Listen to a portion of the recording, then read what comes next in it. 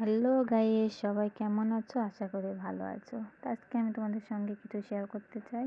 এই যে আমার একটা দুষ্টু ছেলে সবসময় শুধু আমাকে জ্বালায়। ওর জন্য আমি কখনো ফোন ধরতেও পারি না, একটা ভিডিও যে করব এটার দ্বারা সম্ভব নয়।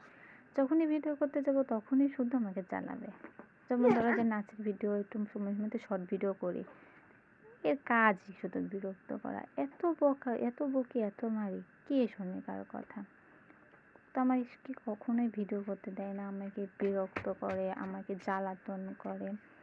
আমি ওকে বলি থাম, আমি একটু ভিডিও করার পরে তোকে ফোন দিব। তো না, আমাকে এখনই ফোন দাও, আমি দেখবো, তোমার ভিডিও করার দরকার নাই, তুমি ভিডিও করা লাগবে না। ওকে কে বোঝাবে যে কেন আমি ভিডিও করি? না, এটা ওকে কখনোই বলে বোঝানো যায় না।